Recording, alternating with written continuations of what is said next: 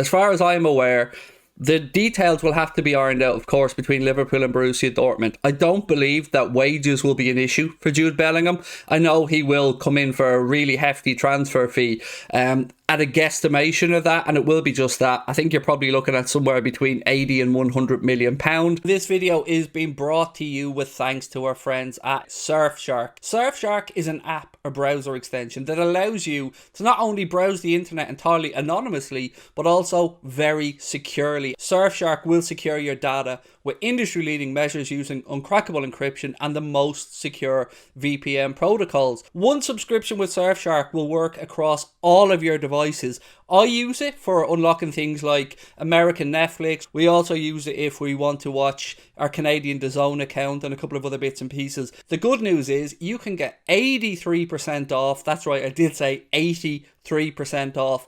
And an additional 3 months free using the Anfield Agenda link in the description.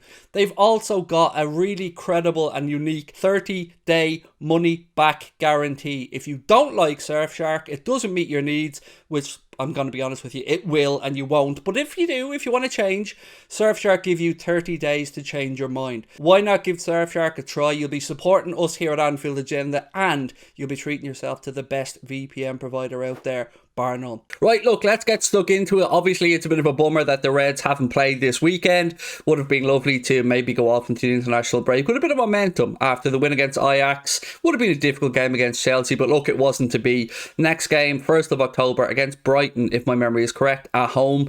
So look, what's the latest on Jude Bellingham? That's why you're here for the video. As you probably are aware, Kevin Palmer tweeted out something yesterday to say that Liverpool are looking to start those negotiations early doors and they know that they will face competition for Jude Bellingham. Now, I'm just going to reiterate what I've said before on this.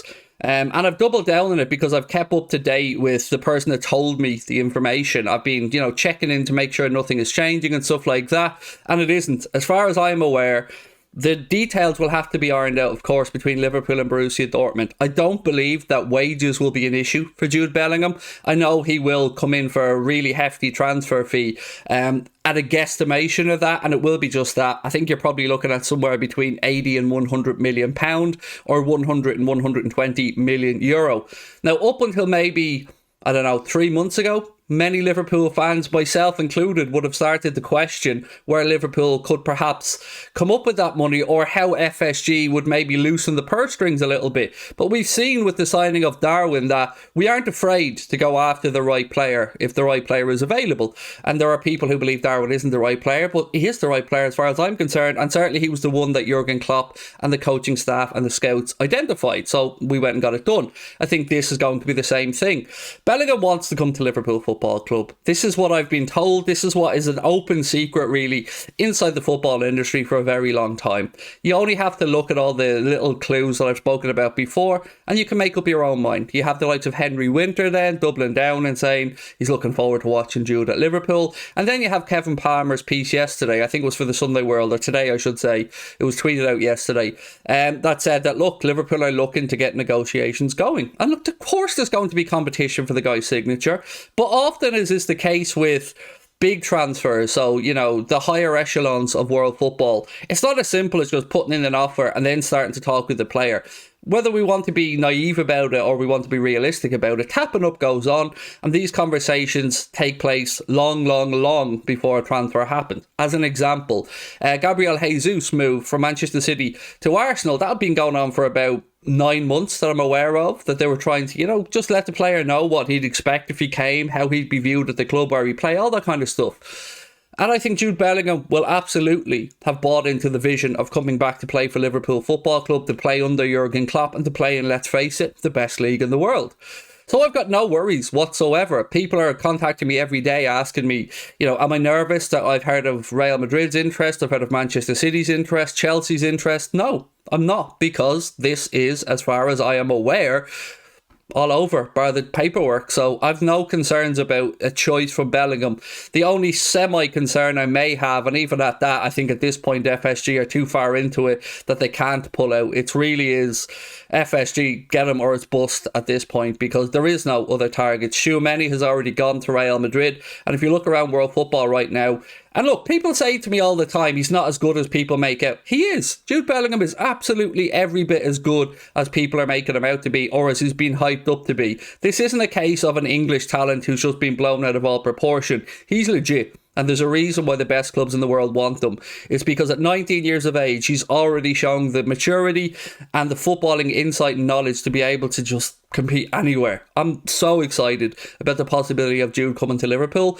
And also, I don't believe that wages are going to be an issue. Yes, we have a wage structure, but at 19 years of age, 20 probably by the time he comes to Liverpool Football Club, I don't think it's going to be an issue. Yes, he'll be on the higher end of our wage bracket, but ultimately, he's got a long time to go in his career. He doesn't strike me as somebody who's motivated purely by the financial aspect of football. You've heard him speaking about stories before about how winning silverware and celebrating with the fans and stuff is what it's all about. And he wants to look back in his career, knowing that he played for a storied club, knowing he played the biggest competitions, and knowing that he has the silverware there. The pound notes are going to come. They're going to come for any footballer at the level that Jude is at. So, you know, barring any injury concerns, he's going to be absolutely set for the rest of his life, no matter what, because he's earned it. Now, I know people are saying I'm getting ahead of myself, but I'm the original story breaker on this story. I'm the person that first said that Jude Bellingham unequivocally will be coming to Liverpool. Some people have put it out there, but I backed it up with details about when I was told, how I was told, and I'm so excited about it. The question for me is, who do Liverpool bring in as well as Bellingham? Because we need more than one. And I've got to be honest with you, Konrad Laimer, while a good option, I do wonder, is it just the fact that he's going to be available on a free transfer at the end of the season that appeals to Liverpool? Or is it the fact that maybe he can play across multiple positions? And we know that Jurgen Klopp does love a versatile player at the club. But one more name that's been doing the rounds, obviously Moses Caicedo, since Potter's moved to Chelsea. There's been a lot of talk to say that maybe in the winter market or maybe next summer he'll follow his manager to Chelsea. And you can understand that. You can see that fit as they look for maybe long-term midfield options there, and Graham Potter knows he could trust them. So Liverpool have started to scout farther and wider, and one of the players that we've been linked with was a gentleman called Joe Gomez, who plays for Flamenco, but he has signed a new deal. I don't believe that puts an end to it though. Now, I'm new to this story. I'm playing catch up like everybody else, and I'm just reading up on it, and I've got no inside information. But he is somebody that Liverpool has been linked with. 2027 is when his new contract with Flamengo expires, but I'm sure you're aware, he spoke in an interview with ESPN recently where he name dropped Liverpool as one of the clubs that he'd love to come and play for, and that he dreams about playing in the Champions League. Add to that young Enzo Fernandez, who's the gentleman at Benfica that Melissa Reddy spoke about, that Liverpool are showing interest in. Again, makes sense. Type of player, correct. Profile, correct. And we do love a bit of flair, don't we? So why not? I don't know about Enzo Fernandez. I don't know if we'll get him. I don't know how much he'll cost. But the fact that he went to Benfica first makes sense to me, because remember, there are work permit issues when you bring in players from parts of the world that the leagues aren't as high a quality as they would be in Europe. So, you know, getting that point system basis, I think it's 15 points if my memory is correct. You remember Diego Costa only originally got 13 of the 15 points needed for his Wolves move, but on appeal, that was overturned. So you can see why a younger player like that would need to play in the European League to get those points up, and then a club comes in and moves for them. It's a little bit different to Matheus Nunes, who that one really baffles me. If Liverpool genuinely go in for him next summer after allowing him go to Wolves, I'll be a very confused man. I'll be a happy man, because he looks like a quality player. So look, that's pretty much where we're at with regard to the latest news on Jude Bellingham and Liverpool's midfield targets. It's looking like 2 for next summer. You know, don't even listen to what I'm saying. Just go and have a read for yourself. It's looking like 2 most likely. So my question to you guys in the chat is, who would you like to see? Bellingham and who? Now, I think 2 is enough if we bring back Tyler Morton, or if Bajcetic is deemed good enough by Jurgen Klopp. We are going to lose Milner. We are going to lose Oxlade-Chamberlain. And I suppose the question is, do we lose Naby Keita?